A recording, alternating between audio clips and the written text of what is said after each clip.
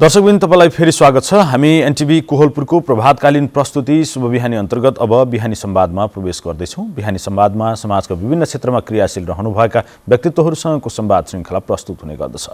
आज हामी एकजना राजनैतिक व्यक्तित्वसँग संवाद गर्दैछौँ। उहाँको जीवन भोगाई तपाईँ सामु प्रस्तुत हुनेछौँ र उहाँ जोडिएको राजनैतिक दलका विचारहरू पनि तपाईँ सामु प्रस्तुत हुनेछ। अहिले हामीले स्टुडियोमा आमन्त्रण गरेका छौँ मणिलाल ऐडी हुनुहुन्छ। उहाँलाई रणदीप नामले उहाँको संगठनभित्र र समाजका व्यक्तिहरूले चाहिँ चिन्ने गर्नुहुन्छ। नेकपा उत्तर बाँकेको इन्चार्जको रूपमा उहाँ हुनुहुन्छ। उहाँसँगको कुराकानी अब हामी आरम्भ गर्दैछौँ। सबैभन्दा पहिले म आज हाम्रा अतिथिलाई कार्यक्रममा स्वागत गर्छु। उहाँ नेकपा निकट हुनुहुन्छ, त्यसकारणले गर्दा उहाँको दलसँग सम्बन्धित विषय पनि हुनेछ र थोरै उहाँलाई यो स्थितिसम्म आइपुग्दाखेरि उहाँले पार गर्नुभएको आरोह अवरोहहरू पनि प्रस्तुत हुनेछन्। आज सबैभन्दा पहिले म आज हाम्रा अतिथिलाई कार्यक्रममा स्वागत गर्छु। स्वागत सर। Thank you. आराम हुनुहुन्छ? एकदम ठिक छ। सुरुवात कहाँबाट गरौँ? जस्तो यो राजनीतिक मान्छेमा राजनीतिक क्षेत्रको विकास क्रम हुँदै यहाँसम्म आइरहँदाखेरि तपाईँको सुरुवात जीवन एकपटक स्मरण गरौँ। त्यहाँदेखि यहाँसम्म आइपुग्दा तपाईँ कालीकोटबाट बिलोङ्स गर्नुहुन्छ। कालीकोटदेखि अहिले बाँकेमा बसेर तपाईँ सङ्गठन विस्तार अथवा अन्य गतिविधिहरूमा सक्रिय भइरहनु भएको छ। ठिक हो। अब मेरो चाहिँ राजनीतिक चाहिँ जीवन करिब मेरो 18 वर्षबाट चाहिँ सुरु गरेको मैले। 18 वर्षको उमेरमा हामी पढ्दै गर्दा हामी गाउँ छोडेर जानु पर्थ्यो। त्यो बेला चाहिँ बाहिर पिठो चामल बोकेर चाहिँ अर्को गाउँमा पढ्न जानु पर्थ्यो। गाउँमा हाई स्कुल थिएन। हामी थिर्पुमा चाहिँ पढ्दै थियौँ। अनि थिर्पुबाट चाहिँ त्यसपछि हाम्रै गाविसमा चाहिँ मावि बनिसकेपछि हामी ज्ञानोदय मावि रामनगरमा अध्ययनरत थियौँ। र यो करिब चाहिँ 54 सालको कुरा हो। 54 सालमा पढ्दै गर्दाखेरि अखिल क्रान्तिकारी त्यो बेला ओपनै थियो अनि सङ्गठनमा चाहिँ हामी आबद्ध भयौँ। अनि त्यसपछि चाहिँ अब सरकारले क्रमशः चाहिँ पार्टीमाथि, त्यसपछि पार्टीमाथि त छँदै नै थियो, विद्यार्थी सङ्गठनमाथि पनि प्रतिबन्ध लगाइसकेपछि 56 सालमा चाहिँ हामी डब्लुटी हुने क्रम चाहिँ भइहाल्यो। डब्लुटी भइहाल्यौँ। डब्लुटी भएपछि म सुरुमा चाहिँ तपाईँको विद्यार्थी सङ्गठनमै रहेर मतलब चाहिँ 5-6 महिना चाहिँ काम गरियो। त्यसपछि म हाम्रो क्षेत्रको पहिलो चाहिँ छापामार दलको सदस्य भएर चाहिँ अनि 6 महिना मैले चाहिँ छापामार दलको सदस्यमा चाहिँ काम गरेँ।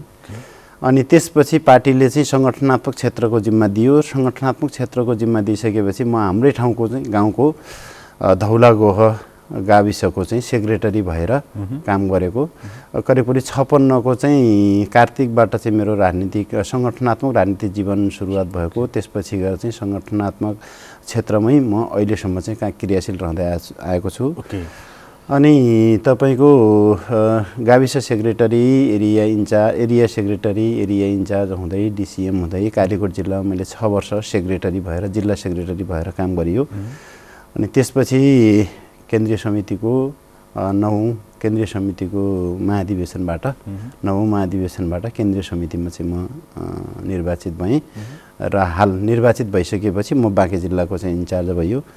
बाँके जिल्लाको इन्चार्ज हुँदै गर्दा करिब 9 महिनापछि हामीले फेरि बाँकेलाई 2टा जिल्ला बनायौँ, उत्तर बाँके र दक्षिण बाँके।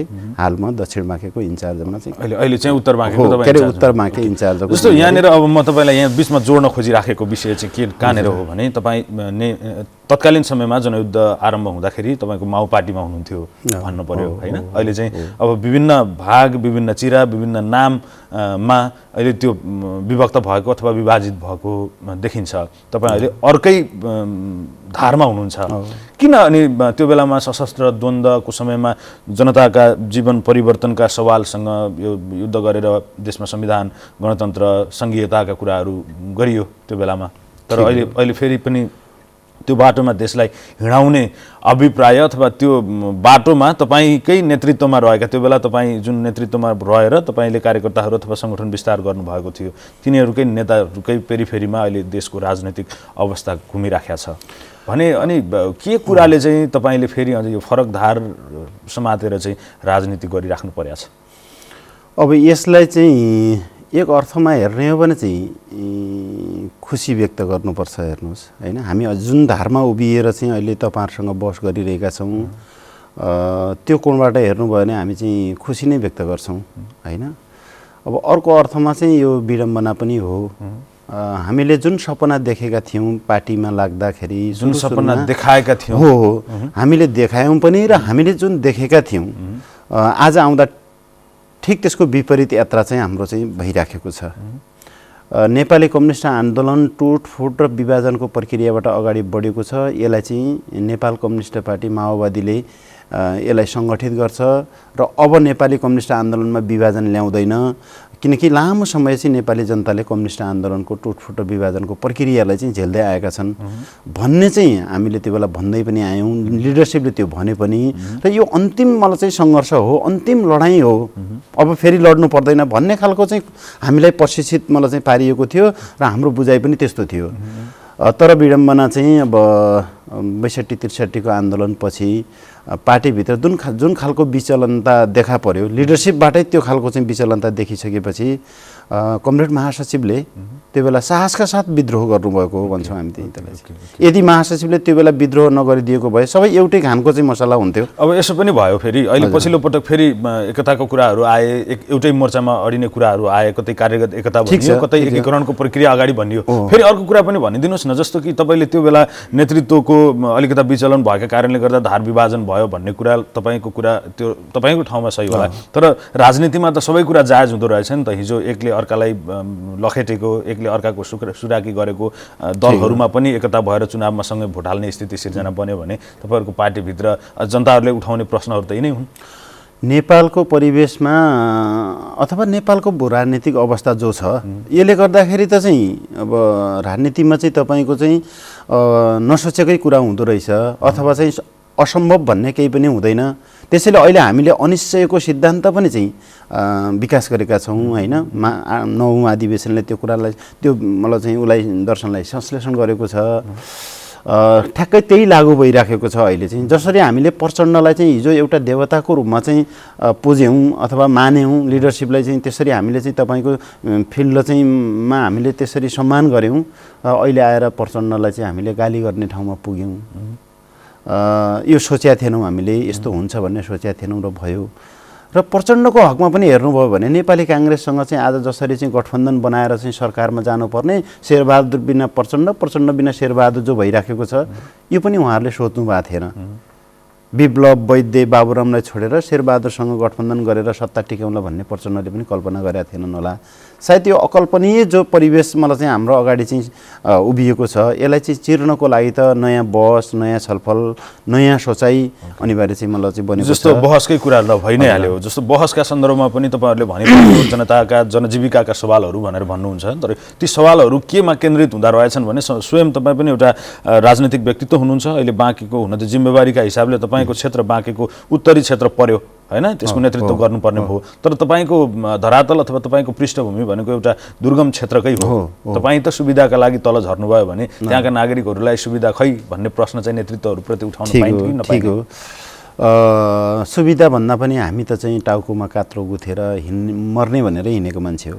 मृत्युलाई सहर्ष स्वीकारेर हिँडेको मान्छे हो। अब पनि एकछिन, मृत्युलाई सहर्ष स्वीकारेर हिँडेको मान्छे हो र अहिले पनि हामी त्यो लाइनमा छौँ। हामीले चाहिँ त 2 वर्ष प्रतिबन्ध झेलेर आएका हौँ नि। प्रतिबन्धको बेला चाहिँ हामी भाग दौड कतै दायाँ बायाँ गरेर आत्मसमर्पण गरेर आएको भए तपाईँको क्वेसन यो फिट खान्थ्यो। हामी प्रतिबन्ध झेल्न तयार छौँ। हामी हिजो जनयुद्धमा पनि कात्रो गुथेर हिँडेका मान्छे हौँ होइन।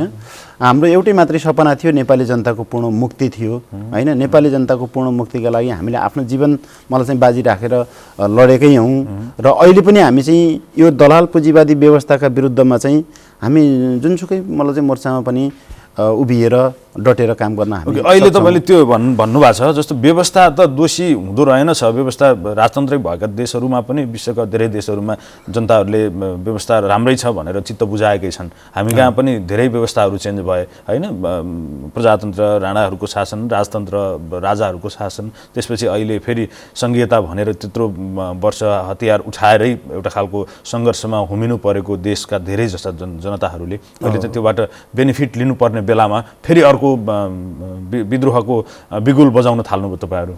ठिक छ, अब यो व्यवस्था चाहिँ तुलनात्मक हिसाबले हिजोको कोणबाट हेर्नुभयो भने चाहिँ यसलाई प्रगतिशील व्यवस्था पनि मान्नुपर्छ र हिजोको भन्दा फेरबदल होइन त्यो पनि देख्छौँ हामी चाहिँ त्यस अर्थमा चाहिँ व्यवस्था पनि मुख्य कुरा हो र अहिले चाहिँ तपाईँको व्यवस्था परिवर्तन सँगसँगै नेपाल देशको परराष्ट्र नीतिलाई चाहिँ परिवर्तन गर्ने होइन भने अथवा 1816 को सुगौली सन्धि 1950 को असमान मलाई चाहिँ सन्धिलाई खारेज गरेर नयाँ आधारमा नयाँ चाहिँ तपाईँको परराष्ट्र नीति होइन नबनाउने हो भने अथवा त्यसलाई चाहिँ देशलाई चाहिँ के अरे स्वाभिमानी देशलाई चाहिँ तपाईँको स्वाधीन नबनाउने हो भने होइन अब योभन्दा पछाडि वैज्ञानिक व्यवस्था समाजवादी व्यवस्था आए पनि त्यही हुन्छ रूपमा व्यवस्था परिवर्तन गरेर केही पनि हुँदैन उनी यस्तै हो त्यसको सार कुरा जो छ कहाँबाट चाहिँ हामी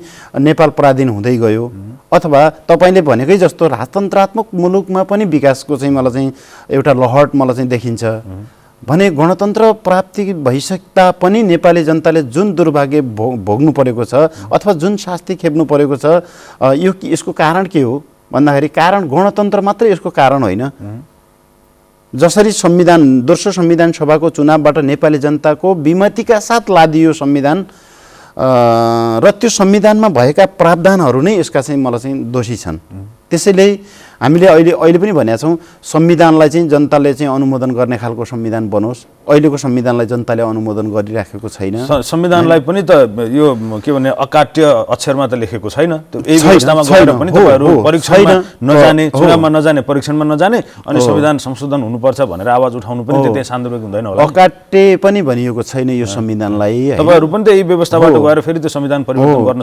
सक्नुहुन्छ नि तर संविधान संशोधन गर्नका लागि चाहिँ 2/3 को प्रावधान राखिएको छ 2/3 चाहिँ मलाई चाहिँ कुनै पनि दलको पुग्दैन 2/3 पुर्याउनका लागि चाहिँ फेरि चाहिँ तपाईको विभिन्न सोच र धाराहरूको चाहिँ मलाई चाहिँ केन्द्रीकरण चाहिन्छ अब अहिले तपाईले हेर्नु भएको छ कोही यही व्यवस्था नै सही छ अब व्यवस्था ठिकै छ अवस्था बदल्नुपर्छ भन्ने राजनीतिक धार पनि चाहिँ देखा परेको छ अब कोही चाहिँ तपाईको राजतन्त्रात्मक संसदीय व्यवस्था चाहिन्छ भनेर अनि फेरि चाहिँ मरेको बाजे चाहिँ मलाई चाहिँ बिउताउने खालको चाहिँ अवस्थामा चाहिँ हुनुहुन्छ कोही दलले त्यो सपना देखिराख्नु भएको छ अब कोही दलहरू अब योभन्दा अगाडि बढ्न सकिँदैन यसैलाई चाहिँ सुधार गरेर चाहिँ मलाई चाहिँ जान सकिन्छ भन्ने खालको चाहिँ धार बोकेका राजनीतिक दलहरू सबै मिसियो भने 2/3 पुग्छ अहिले तपाईहरुको पोजिसन पनि त्यही हो कि यो व्यवस्थालाई सुधारेर चाहिँ जान सकिन्छ भन्ने लाइन हो तपाईहरुको अहिले किन भन्दा हाम्रो त प्रष्टै छ एकीकरण अथवा सहकार्यको कुराहरु आइराखेको छ बेला बेलामा हाम्रो प्रष्टै के छ भन्दाखेरि अहिलेको संघीय लोकतान्त्रिक गणतन्त्रात्मक संसदीय व्यवस्था मानेका राजनीतिक दल र यो व्यवस्था यो संविधान यो सिस्टम प्रति नै विमति राख्ने पार्टीहरुको बीचमा जुन खालको मोर्चा बन्यो त्यो सचेत ढंगले हाम्रो पार्टीको पहलमा बनेको मोर्चा हो किन बनेको भन्दाखेरि चाहिँ संघीय लोकतान्त्रिक गणतन्त्रात्मक संसदीय व्यवस्थामा रहेका दलहरूलाई समाजवादी व्यवस्थामा तान्नको निम्ति त्यो मोर्चा बनेको थियो त्यस अर्थमा त तपाईले सट्ट हेर्नुभयो हाम्रो लाइन त बकाइदा क्लियर छ नि यतापट्टि समाजवादी धार हैन हामीले त अझै वैज्ञानिक समाजवादी व्यवस्थाको निम्ति हाम्रो नारा स्थायी नारा त्यो छँदैछ रणनीतिक नारा चाहिँ वैज्ञानिक समाजवादी नारा नै हो तर अहिले तत्काल दलाल पुँजीवादी संसदीय व्यवस्थाबाट दलहरूलाई माथि निकाल्नको लागि हामीले चाहिँ नेपाली विशेषता सहितको समाजवाद भनेर चाहिँ बाहिर नारा दिएका छौं र त्यो नारामा सहमति जनाउने दलहरूको मोर्चा बनेको छ हैन त्यसले देशलाई त समाजवादतिर लाने हो तर समाजवादी व्यवस्थाभित्र हुने अन्य शासकीय स्वरूपदेखि लिएर परराष्ट्र नीतिदेखि लिएर सबै कुराहरू त त्यहाँ नयाँ हुने कुरा भइहाल्यो जबसम्म त्यो हुँदैन अनि समाजवादी व्यवस्था आए पनि हुने त उस्तै खालको चाहिँ हुन्छ त्यसैले गर्दाखेरि सारमा हामीले के बुझ्नुपर्छ भन्दाखेरि नेपालको राजनीति परनिर्भर खालको चाहिँ छ नेपालका दलहरू स्वविवेकी ढंगले चाहिँ नेपालको राजनीति गरिराखेका छैनन् अझै यसो भनौं नेपालको राजनीतिक दलहरूको राजनीतिक साँचो राजनीतिक बागडोरको चाहिँ मलाई चाहिँ साँचो अथवा राजनीतिक बागडोर नेपाली जनताको हातमा नेपालका दलहरूको हातमा छैन विदेशीबाट निर्देशित हैन अथवा साम्राज्यवादबाट निर्देशित नेपालको राजनीति चाहिँ अहिले देखा परिरहेको छ विस्तारवादबाट चाहिँ मलाई निर्देशित मलाई चाहिँ सत्ता चलाइराखेका छन् नेपालका राजनीतिक दलहरूले आफूले चाहेर चाहिँ मलाई चाहिँ सत्ता चलाउन सकिरहेको अवस्था छैन त्यो भन्दा वैदेशिक हस्तक्षेपको सामना गरेरै मलाई चाहिँ नेपालका राजनीतिक दलहरूको चाहिँ मलाई प्रक्रिया अथवा दलहरूको चाहिँ बाटो मलाई चाहिँ अगाडि बढिराखेको छ उहाँहरू अगाडि भन्न त यो दृष्टिकोण र विचार अथवा फिलोसफीहरू अलि दार्शनिक कुरा हुन सक्छन् हुन जान्छन् त्यस्तो लाग्दछ छ। तर आम मानिसहरूलाई चाहिएको चिज जुन अहिले भनिराखेका छौँ हामीले, एउटा सिफारिस लिन तपाईँ जन्मेकै गाउँबाट तपाईँको गाविस कार्यालय जानका लागि अघि इभन तपाईँले अघि भने जस्तै तपाईँ पढ्ने बेलामा पनि विद्यालय पुग्नका लागि अर्को गाउँ जानुपर्ने अवस्था छ। अहिलेको यो व्यवस्थाले परिवर्तन गर्यो नि, गाउँमा स्कुलहरू खुले, गाउँमा विद्यालयहरू खुलेका छन्, गाउँमा स्वास्थ्य चौकीहरू खुलेका छन्। यसलाई उन्नत व्यवस्थाको उपज भन्न मिल्दैन? हो, नितान्तै विगतको भन्दा परिवर्तन छ। ओके, यो पनि लडेर ल्याएका हौँ। यसमा हाम्रो ठुलो मलाई चाहिँ योगदान छ। मैले सुरुमै तपाईँहरूलाई भने नि, व्यवस्था परिवर्तनको निम्ति हामी कात्रो गुथेर लागेका मान्छे हौँ र त्यो सम्भव पनि भयो। हामी त्यो बेला गाउँमा बुढापाकाहरूले के भन्थे भन्दाखेरि चाहिँ तपाईँहरू दुःख नगर्नुहोस्, हामी त भर्खरको अल्लारे टाइपको चाहिँ जीवन होइन, नपत्याउने खालको चाहिँ जीवन। अब त्यहाँ त पहिला पञ्चायती व्यवस्थादेखि मलाई राजनीति गरेका भोगेका राजाको शासनदेखि लिएर कतिपय त राणाको शासन पनि अलिअलि देखेका त्यो बेलाका चाहिँ होइन, मुक्ति सेनामा काम गरेका बुढापाका बाजेहरू भन्नुहुन्थ्यो हामीलाई, राजा भनेको राजा हो, तपाईँहरू राजा फालेर सक्नुहुन्न, राजा फालिसक्नुहुन्न, दुःख नगर्नुहोस् होइन। तपाईँले देखेको चाहिँ गणतन्त्र, नयाँ जनवादी व्यवस्था, समाजवादी व्यवस्था यो धेरै दूरको विषय हो होइन। केही नगर भुटो नगर केटाहरू, आफ्नो पढ लेख, मलाई चाहिँ जीवन बनाऊ भनेर भन्थे नि हामीलाई। कसले पत्याउँथ्यो भन्नुहोस् त? जनयुद्धमा कसैले पत्याएको थियो हामीलाई होइन? अब अलिकति तरास के थियो भन्दाखेरि केही बोलेपछि मारिदिन्छन्, त्यसैले बोल्नुहुन्न भन्ने खालको थियो। तर भित्री आशय के थियो भन्दाखेरि यिनको उद्देश्य सफल हुँदैन भन्ने त आम मलाई चाहिँ राजनीतिक दलहरूको मनमा थियो नि, संसदवादी दलहरूको मनमा होइन। तर त्यो कुरा सम्भव भयो। 250 वर्ष लामो राजतन्त्रात्मक संसदीय व्यवस्थालाई त धुलो चटाएकै हो नि। त्यसमा हाम्रो पनि मुख्य योगदान छ, जसको कारणले आज बोल्न पाइएको छ अनि पढ्न लेख्न पाइएको छ। नयाँ नयाँ विकास गाउँमा मतलब बाटो पुगेको छ। अथवा सिंहदरबारमा केन्द्रित बजेटलाई चाहिँ तपाईँको गाउँको कुना कन्दरासम्म पुर्याउने योगदान त चाहिँ जनयुद्धको हो नि। जनयुद्ध नभइदिएको भए राजतन्त्रात्मक संसदीय व्यवस्था ढल्दैन थियो, राजतन्त्रात्मक संसदीय व्यवस्था नढलेको भए सिंहदरबार गाउँतिर फर्किँदैन थियो। यो कुरा त साँचो हो होइन। तर हामीले जनयुद्धमा देखाएको सपना यति मात्रै होइन। ओके, अब यसभित्र भएका तपाईँहरूले भने जस्तै केही विकृतिहरू तपाईँहरूले औँल्याउनु भएको छ। तपाईँहरूतिर पनि औँला ठडिन्छ, एउटा अरूलाई ठडाउँदाखेरि केही औँला आफूतिर पनि ठडिन्छन् भन्ने एउटा सर्वमान्य सिद्धान्त छ। तपाईँहरूलाई पनि चन्दा उठाउने अनि अलिकता त्यस्तो खालको अराजकता देखाउने होइन, कहिलेकाहीँ बमकै आरोप पनि तपाईँहरूका केही नेताहरूलाई लाग्यो होइन, कुटपिट आतङ्क मचाउने भन्ने खालका शब्दहरूको चयन चाहिँ कसरी गर्ने त्यो फरक पाटो भयो। जे होस्, तपाईँहरूलाई पनि पूर्ण रूपमा शान्ति प्रक्रिया स्थापित भइसकेपछि पनि विद्रोह गरिरहने ट्र्याक त लागिरहेको छ नि, चन्दा उठाउने। यो क्वेसन अलिकति चाहिँ अब अलि अगाडिको पुरानो क्वेसन हो जस्तो लाग्छ चाहिँ होइन। हाम्रो पार्टी विभाजन भएको 3-4 वर्षभित्र त हैरान नै पारे होइन।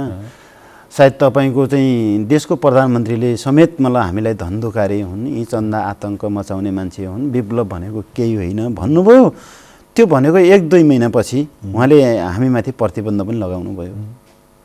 दुईटै कुरा चाहिँ त्यहाँ इतिहासमा उल्लेख होला। हाम्रो त त्यो स्वाभाविक भइहाल्यो। तर अर्को एउटा चाहिँ तपाईँले नबिर्सेरै भन्नुपर्ने, बारम्बार भन्नुपर्ने कुरा के थियो भन्दाखेरि 2/3 निकट कम्युनिस्ट सरकारले नेपालका कम्युनिस्ट दलहरू अथवा सडकमा रहेको विद्रोहमा रहेको दलमाथि प्रतिबन्ध लगाएको पनि नयाँ रेकर्ड छ। यो नयाँ रेकर्ड हो। त्यो पनि तपाईँहरूले इतिहासमा दर्ज भएको कुरालाई भनि नै राख्नुपर्छ, स्मरण गरिराख्नुपर्छ। त्यसो हुँदा चन्दा उठाएको मात्रै चाहिँ तपाईँको चर्चा गर्ने होइन कि विप्लव नेपाल कम्युनिस्ट पार्टीमाथि 2/3 निकट कम्युनिस्ट सरकार केपी ओलीको सरकारले प्रतिबन्ध लगाएको कुरा पनि हो नि होइन। त्यो प्रतिबन्ध किन लगाएको हो भन्दाखेरि देशैभरि हाम्रो पार्टीप्रतिको जुन लोकप्रियता बढ्दै गयो, त्यसबाट आतङ्कित भएर चाहिँ तपाईँको प्रतिबन्ध लगाएको थियो। त्यसैलाई डोमिनेट गर्नका लागि चाहिँ तपाईँको हामीलाई चन्दा धन्धुकारी अथवा चन्दा आतङ्क मचाउने भनेर भनिएको थियो। सायद अहिले तपाईँले हेरौँ भने देशैभरि आफ्नै श्रम पसिना आफ्नै उत्पादनमा चाहिँ टिकेर लड्ने पार्टी अथवा जोगाइरहेको पार्टी, बढिरहेको पार्टी भनेको नेपाल कम्युनिस्ट पार्टी बाहेक कोही देख्नुहुन्छ नेपालमा? उत्पादनसँग जोडियौँ भन्ने कुरा छ। श्रम र उत्पादनसँग जोडिने प्रयास गरिरहेको हामी सफल भएका छैनौँ, प्रक्रिया जारी छ। तर श्रम र उत्पादनसँग चाहिँ जोडिएको पार्टी चाहिँ नेपाल कम्युनिस्ट पार्टी बाहेक नेपालमा कोही दल देख्नुहुन्छ? त्यस अर्थमा पनि नेपाल कम्युनिस्ट पार्टी चन्दावादी पार्टी होइन है भन्ने कुरा त हामीले सिद्ध गरिसक्यौँ नि। अहिले अब उत्पादन र श्रमसँग जोड्ने अभियान, श्रम र उत्पादनसँग हामी केन्द्रीय हाम्रो हेडक्वार्टरदेखि गाउँ तहसम्म चाहिँ हामीले चाहिँ उत्पादनको नीतिलाई चाहिँ हामीले पक्रेका छौँ। समाजवादमा मुख्य लागू गर्ने विषय भनेको चाहिँ उत्पादन शक्ति र उत्पादनका साधनहरूमाथि जनताको स्वामित्व हुने कुरा मुख्य कुरा हो। ओके, अब चाहिँ यहाँ अहिले कस्तो खालको धारहरू, विभिन्न धारहरू, विचार सिद्धान्तहरूलाई चाहिँ अगाडि सार्ने क्रममा आफ्नो एजेन्डाहरू दलहरूले प्रस्तुत गरिराखेका छन्। तपाईँकै भाषामा भन्ने हो भने केही मरेको हजुरबुवालाई फेरि बिउजाउँछु भन्ने खालको कुरा तपाईँले, त्यो शब्द तपाईँकै छापटी लिएँ मैले। अर्को चाहिँ यही व्यवस्थालाई चाहिँ अझ समुन्नत बाटोमा अगाडि बढाउन सकिन्छ भन्ने विचार स्थापित गर्नुपर्ने दायित्व चाहिँ अहिले समाजमा छ। अनि अर्को विभिन्न थरीका विषयहरू उठान भइरहँदा यसले समाजमा अहिले पारिरहेको नकारात्मक प्रभाव, जस्तो युवाहरूले सम्भावना नदेख्नु, हरेक कुरालाई क्रिटिसाइज मात्रै गर्नु, योभन्दा त बरु एउटै राजा ठिक थिए, अहिले छोटे राजाहरू धेरै भयो भन्ने भाष्य स्थापना गराउने सन्दर्भमा त तपाईँहरूको पनि योगदान देखिने भयो नि। अब होइन, त्यहाँ हामीले यसलाई दुईटा कोणबाट यसलाई चाहिँ विश्लेषण गर्न सकिन्छ। एउटा चाहिँ सुनियोजित छ, होइन, सुनियोजित छ गणतन्त्रलाई असफल बनाउनको लागि, अथवा गणतन्त्र, समाजवाद, साम्यवाद यी आदर्श हो, जुन व्यवस्था आए पनि हुने यस्तै हो भन्ने देखाउनको लागि चाहिँ पनि त्यो गरिएको छ, होइन। अब अर्कोतिर चाहिँ तपाईँको नेपालको दक्ष जनशक्तिलाई विदेश पलायन गराएर नेपाललाई चाहिँ विद्रोह आश्रम जस्तो बनाउने अथवा भिजन हुने सबै केही गर्न सक्ने, मलाई चाहिँ दक्ष जनशक्ति भन्छौँ हामी त्यसलाई, त्योलाई विदेश पठाएर अब हुँदा त तपाईँको फेरि भिसा, फेरि टिकटको चाहिँ अवधारणा ल्याएर मान्छेहरू त अहिले चाहिँ कलेजमा चाहिँ पढ्यो, इक्जाम दियो, रिजल्ट नआउँदै मलाई चाहिँ के अरे भिसा लगाइहाल्छ तपाईँको, होइन। यस्तो बनाएको छ, यो एकदम विडम्बनाको कुरा हो। यो राज्य चाहिँ यसमा दोषी त छ नै, होइन। जब चाहिँ नेपालमा गणतन्त्र आइसकेपछि देशलाई औद्योगिकरण तर्फ लिनुपर्ने हो दलहरूले चाहिँ, त्यहाँ चाहिँ तपाईँको नसकेर आफ्नो घोषणापत्र अथवा चाहिँ संविधानका चाहिँ तपाईँको संविधानमा भएको चाहिँ जनताका चाहिँ अधिकारहरूको प्रयोग, कार्यान्वयनको प्रयोगको चाहिँ असफलताले गर्दाखेरि चाहिँ यो स्थिति, यो तपाईँहरूले भनेको जस्तो व्यवस्था यदि मानिलिउँ, तपाईँहरूले भनेकै जस्तो देशमा परिस्थिति सिर्जना भयो भने खास कस्तो बन्दो रहेछ देश? पूर्ण रूपमा चाहिँ विदेशी हस्तक्षेप मुक्त देश हुन्छ। उत्पादनका हिसाबले चाहिँ तपाईँको आत्मनिर्भर बन्छ, होइन। जनतालाई राज्यको चाहिँ जनतालाई राजनीतिक अधिकारबाट सम्पन्न गर्ने हो, जनतालाई उत्पादनमा चाहिँ तपाईँको नयाँ आधुनिकीकरण उत्पादन बनाएर चाहिँ आत्मनिर्भर बनाउने हो, देशको टोटल जनशक्तिलाई चाहिँ तपाईँको उत्पादनकै क्षेत्रमा लगाउने हो। जबसम्म तपाईँको उत्पादनको नारालाई तपाईँले चाहिँ तलसम्म स्थापित गर्नुहुन्न, परनिर्भरताको चेतनाले चाहिँ विकास हुँदैन। समाजवादको चाहिँ एउटै सूत्र भनेको आफ्नो खुट्टामा चाहिँ आफै उभिनुपर्छ भन्ने खालको चाहिँ नारा चाहिँ हामीले दिन्छौँ। र अहिले वर्तमान सरकारले पनि बन्द भएका रुग्ण उद्योगहरूलाई सञ्चालनमा ल्याउने भनेर प्रक्रिया आरम्भ गरिसकेको छ, यो लाइन ठिक छ? भलै यो सुखद कुरा हो, तर यो असम्भव कुरा हो। उहाँहरूको त्यो दृष्टिकोणबाट चाहिँ यो सम्भव हुँदैन। तपाईँको दिनभरि चाहिँ तपाईँको भ्रष्टाचारको विरुद्धमा चाहिँ नारा लगाउने, अनि बेलुका गएर चाहिँ मलाई पैसाको बार्गेनिङ गर्नेहरू पनि त छन् त दिनभरि। तपाईँ यहीँ कोहलपुरमा तपाईँ एउटा उदाहरण के अरे एउटा नकारात्मक टिप्पणी गरौँ भने के देखियो भन्नुहुन्छ भने दिनभरि चाहिँ तपाईँको उही शक्ति गएर चाहिँ मलाई मदिरा निषेधित क्षेत्र बनाउनुपर्छ भनेर ब्यानर स्यानर समातेर दिनभरि हिँडे, साँझ परिसक्यो अनि आफ्नो घरमा तितर बितर हुँदाखेरि अनि बेलुका सबै दिनभरि नारा लाउने जति भट्टीमा चाहिँ मलाई चाहिँ भेटियो कि तपाईँ जानुहोस् त गाउँघरतिर चाहिँ भन्नाले भ्रष्टाचारको एकदम सुशासन, भ्रष्टाचार, अन्याय, अत्याचारका विरुद्धमा लड्छ सरकार भन्ने, तर चाहिँ अब अरुण चौधरी तपाईँको विनोद चौधरीको भाइले चाहिँ अदालतमा दिएको बयान र अदालतले देखाएको चाहिँ हरकत त तपाईँले देख्नुभयो नि। त्यो अनुसन्धानकै पाटो छ, त्यो विषय अदालतले टुङ्गोमा पुर्याउला, अब त्यो कुरा छुट्टै छ त्यसलाई, त्यो एउटा भयो। होइन, त्यो एउटा भयो। मैले भनेको कुरा के भन्दाखेरि चाहिँ तपाईँको त्यहाँ सायद इजलासमा चाहिँ न्यायाधीशको अगाडि मान्छे बस्यो, कस्तो भन्छ भन्दा एउटा तपस्या जस्तो गरेर बस्छन् त्यहाँ इजलासमा न्यायाधीश बस्यो भने चाहिँ अरू मलाई चाहिँ अभियुक्तहरूलाई चाहिँ यति अपमानजनक ढङ्गले तल फ्लोरमा राखेर चाहिँ गर्छन्, तर चाहिँ त्यता फोटो खिचाएर चाहिँ न्यायाधीशसँगै चाहिँ होइन प्रधान के अरे न्यायाधीशसँग चाहिँ तपाईँ फोटो खिचाएर अभियुक्तहरू बाहिर आएको त यो नयाँ रेकर्ड हो नि चाहिँ तपाईँको। त्यसो भन्नाले यस्तो छ कानुन, राज्यको भिजन यस्तो छ, तपाईँको चाहिँ चाहिँ विदेशीहरूको ऋण ल्याएर नेपालमा केही गरौँ भन्ने चाहिँ सोच जबसम्म अन्त्य हुँदैन, अनि तपाईँको प्रष्टै केही काङ्ग्रेसको नेताहरूको तपाईँको अभिव्यक्ति सुन्नुहुन्छ, एमालेको नेताहरूको अभिव्यक्ति सुन्नुहुन्छ, माओवादीकै केही नेताहरूको अभिव्यक्ति सुन्नुहुन्छ नि, चीनबाट पनि ल्याउँ, अनुदान मागौँ, सहयोग मागौँ, विकास गरौँ, भारतबाट ल्याउँ, अमेरिकाबाट ल्याउँ, जापानबाट ल्याउँ, विदेशी बाहिर छिमेकी मुलुकहरूले दिएको जति पनि चाहिँ मलाई चाहिँ सहयोग हामीले ग्रहण गरौँ र त्योबाट विकास गरौँ भन्ने जो चेतना छ, यसको अन्त्य नहुँदासम्म यो त हाम्रो परम्परागत एउटा खालको मान्यता पनि हो नि, जोसँग धेरै छ उसले दान गर्नुपर्ने, जोसँग छैन उसले मागेर पनि काम चलाइरहेको हाम्रो परिवारहरू, हाम्रा विगतमा गाउँ छिमेकमा पनि त्यस्ता घटनाहरू देखिरहेका छौँ। हजुरले भने जस्तो त्यो कुरालाई पनि मानौँ, लिन सकिन्छ, हजुरले भने जस्तो त्यसलाई पनि मानौँ, तर विदेशीहरूबाट ल्याएर चाहिँ केही गर्नुपर्छ अथवा दान दिएकोलाई ग्रहण गर्नुपर्छ भन्नेमा दानलाई नै स्रोत बनाउनु हुँदैन के, आफ्नो खै त उत्पादन गरेको चाहिँ। जस्तै नेपालमा चाहिँ अहिलेसम्म चाहिँ तपाईँको मतलब ध्वस्त भएका चाहिँ उद्योग कल कारखानाहरूलाई तपाईँको चाहिँ नेपालको सरकारले त्यसलाई प्रयोग गर्ने हो भने त कम्तीमा चाहिँ तपाईँको नेता युवाहरू विदेश जान चाहिँ कम त हुन्थ्यो नि, केहीले त रोजगारी पाउँथे नि। त्यो अहिलेको कुरा होइन, विगतदेखि नै त्यो प्रक्रियाको थालनी गरेको भने किन चेत के छ नेपालका चाहिँ दृष्टिकोणै कस्तो छ भन्दाखेरि सामूहिक चिजमा, सामूहिक संस्थामा, सामूहिक मलाई चाहिँ तपाईँको पुँजीमा कसैले पनि चाहिँ तपाईँको मेहनत गर्दैन के, सामूहिक ध्वस्त हुने, व्यक्तिगत तपाईँको चाहिँ मलाई यति तपाईँको मजबुत भएर जाने कि जस्तै नेपाल गरिब होइन, तपाईँले कृषि प्रधान देश भनेर हामी भन्छौँ, दैनिक तपाईँको चाहिँ खाद्यान्न चाहिँ टनका टन भनौँ न, दैनिक मलाई चाहिँ नेपाल आयात हुन्छ, भित्रिन्छ। तपाईँले नेपाल जलस्रोतको धनी देश भन्नुहुन्छ, सायद यहाँ चाहिँ धेरैजसो स्थानीय निकायमा पानीको बिल बेरोजु रहेको चाहिँ तपाईँले सुन्नु पाउनुहुन्छ। तपाईँको चाहिँ नेपाल वीर गोर्खालीहरूको देश भनेर हामी भन्छौँ, तर नेपालका चाहिँ तमाम युवाहरू चाहिँ तपाईँको खाडी मुलुकमा गएर चाहिँ जीवन देखिरहेका छन्। खाडी मुलुकमा गएपछि मात्रै जीवन बन्छ भन्ने खालको बनिरहेको छ। कहाँनिर रह्यो वीर गोर्खालीको देश, कहाँनिर रह्यो तपाईँको कृषि प्रधान देश, कहाँनिर रह्यो जलस्रोतको धनी देश, कसरी मलाई चाहिँ हुन्छ त यो भन्ने एउटा गर्ने अर्को, अनि अर्को फेरि त्यहीसँगै जोडिँदाखेरि जलविद्युत आयोजनाहरू निर्माण गरौँ भन्दा अवरोध गर्ने सबैभन्दा अगाडि तपाईँको दल पुग्छ भन्छन्। होइन, हामीले चाहिँ तपाईँको राष्ट्रघात हुने खालका चाहिँ परियोजनाहरूलाई त हामीले रोकेकै हो।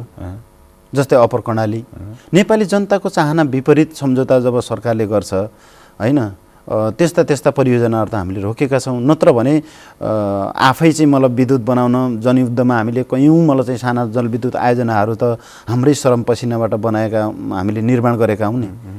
त्यसपछि गएर पछिल्लो चरणमा चाहिँ हामी ठुला प्रोजेक्ट जो स्वदेशी प्रोजेक्टहरू छन्, नेपाली जनताको शिर उच्च हुने खालका प्रोजेक्टहरूमा त हामी कामै गरेर रोडी कुटेर चाहिँ काम गरेका छौँ होइन। फुकोट जस्तै तपाईँले यहाँ हेर्नुभयो भने अब दुईवटा हो, अप्पर कर्णाली चाहिँ अहिले रोकियो, ब्याक भयो, त्यो ठिक छ, हाम्रो सङ्घर्षबाटै ब्याक भएको हो।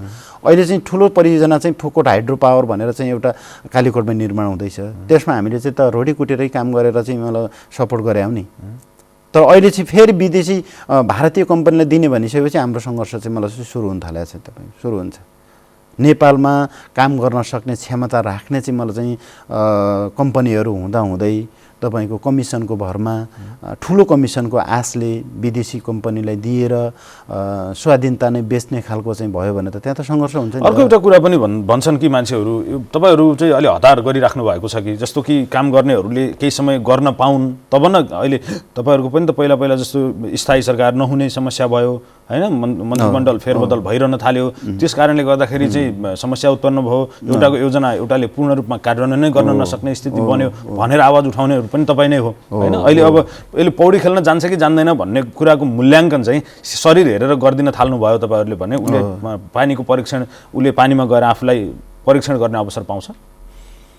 अब रूपमा हेर्नुभयो भने त शरीर हेरेरै पनि थाहा हुन्छ, किनकि हात नभएको अपाङ्गले चाहिँ पौडी खेल्छ र अहिले त मानौ अपाङ्गता भएका व्यक्तिहरूले पनि अहिले दृष्टिविहीन भएका नेपालका थुप्रै मान्छेहरूले पनि फेसन सोहरूमा कम्पिटिसनमा भाग लिन थालेका छन्। ठिक छ, खुट्टा नभएकाहरू पनि दौडिन थालेका छन्। ठिक छ, तपाईँले भने त्यो कुरालाई पनि एक हदसम्म चाहिँ तपाईँको साँचो मानौँ, तर हामीले भनेको कुरा के हो भन्दाखेरि सबभन्दा तपाईँले भनेको कुरालाई हामीले जोडदारका साथ उठाएको नि, किन स्थायी सरकार बन्दैन? एउटा सरकार न्यूनतम 5 वर्षसम्म टिक्न सक्ने खालको वातावरण किन बन्दैन? किन महिनौँ पछि वर्षै पछि चाहिँ सरकारहरू बदलिन्छन् भन्दाखेरि त्यसको कारण पनि चाहिँ तपाईँको राजनीतिक छ होइन। अस्थिर सरकार हुनुको पछाडिको कारण भनेको नेपालको चाहिँ जो अहिलेको राजनीतिक सिस्टम छ यो नै सबभन्दा खराब छ। अब अन्तिममा हामी जाँदा जाँदै सानो संक्षेपमा कुराकानी गरौँ। जस्तो तपाईँले अघि भने जस्तै यो संघीयताका लागि लडेको, योगदान दिएको, त्याग गरेको, परिवार गुमाएको, जे गर्नुपर्ने थियो यसका लागि गरेको त्यो योगदान चाहिँ तपाईँहरूको पनि छ भन्नुभयो। त्यो योगदानबाट प्राप्त भएको उपलब्धिलाई संस्थागत गर्ने सन्दर्भमा अहिले भइरहेको जुन समस्याहरू देखिन थालेका छन्, केही तपाईँका अभिव्यक्तिका कारणले, केही अर्को कोही दलको अभिव्यक्तिका कारणले गर्दा समस्या देखिने र नागरिकमा वितृष्णा पैदा हुने काम गरिराखेको छ, यसलाई कसरी रोक्न सकिन्छ जाँदा जाँदै? हामी चुप्प लाग्यौँ भने पनि यो व्यवस्था टिक्दैन। ल नेपाल कम्युनिस्ट पार्टीले यो व्यवस्थालाई केही पनि दायाँ बायाँ गरेन, बोलेन, केही गरेन भने पनि यो व्यवस्था टिक्दैन। किनकि तपाईँले गाउँमा जानुभएको छ, अहिले चाहिँ गाउँघरको सामान्य नागरिकहरूको चाहिँ अभिव्यक्ति सुन्नुभयो भने गाली बाहेक नेपालका राजनीतिक दलहरूलाई प्रशंसा गरेको अथवा चित्त बुझाएको, आफूलाई चाहिँ आफूले जिताएको प्रतिनिधिले ठिक गरिरहेको छ भन्ने कोही नागरिकलाई त्यस्तो परेको तपाईँ भेटाउनुहुन्छ? हिजो आफ्नै नेतालाई भोट दिएर जिताएको मतदाताले अहिले चाहिँ जताततै गाली गरेर हिँडिरहेको छ। त्यसको लाभ चाहिँ तपाईँको यथास्थितिवादी शक्तिले चाहिँ तपाईँको उठाइरहेको छ अथवा विदेशी राजनीतिबाट, विदेशी शक्तिबाट चाहिँ परिचालित शक्तिले चाहिँ त्यसको फाइदा उठाइरहेको छ। हामी चुप्प लाग्यौँ भने पनि यो व्यवस्था चाहिँ टिक्दैन। हामी चुप्प लाग्यौँ भने चाहिँ यसको फाइदा प्रतिगमनकारीहरूले लिन्छ, प्रतिगामीहरूले लिन्छ। हामीले यसलाई सशक्त उठायौँ भने चाहिँ हामी अहिले यो व्यवस्थालाई चाहिँ तपाईँको ध्वस्त पार्नका लागि होइन, यो व्यवस्थालाई ध्वस्त पार्ने होइन कि यो व्यवस्था जो गणतन्त्रात्मक सङ्घीय लोकतान्त्रिक गणतन्त्रात्मक व्यवस्था छ यसलाई विकास गर्ने र यसलाई समाजवादमा चाहिँ तपाईँको पुर्याउने हो नि त हाम्रो नारा भनेको। ओके, हस्, हुन्छ। यो बिहानको समयमा तपाईँसँग संवाद भयो, थोरै थोरै नेकपाको विषयमा पनि कुरा गऱ्यौँ, अलिअलि तपाईँको राजनीतिक जीवनको विषयमा पनि कुरा गऱ्यौँ। यो समय र संवादका लागि तपाईँलाई धेरै धेरै धन्यवाद। धन्यवाद तपाईँ लगायत सम्पूर्ण चाहिँ हाम्रो नेपाल टेलिभिजन परिवारलाई हाम्रो पार्टीको तर्फबाट, मेरो आफ्नो व्यक्तिगत तर्फबाट पनि यो जो वातावरण बनाउनु भयो छलफलका लागि चाहिँ पार्टीको धारणा राख्ने चाहिँ जो वातावरण बनाउनु भयो यस अर्थमा तपाईँहरू सबैलाई पार्टीको तर्फबाट हार्दिक आभार सहित धन्यवाद व्यक्त गर्न चाहन्छु। दर्शक महानुभावहरू, आज हामीले कुराकानी गऱ्यौँ यो बिहानी संवादको श्रृङ्खलामा नेकपाको बाँके, उहाँहरूको क्षेत्र छ बाँकेको उत्तर, त्यसको चाहिँ इन्चार्जको भूमिकामा उहाँ काम गरिरहनु भएको थियो मणिलाल ऐडी रणदीपज्यू सी भन्ने गर्नुहुन्छ उहाँहरूले। आजको संवादलाई हिँडेर बिट मार्छौँ। बिहानी संवाद अन्तर्गतको यो बसाइलाई बिट मार्दै तपाईँहरूसँग तपाईँको आजको दिन शुभ बितोस् भन्ने कामना छोड्दै हामी सबै बिदा माग्छौँ। हेर्दै गर्नुहोला एनटिभी कोहलपुर। नमस्कार।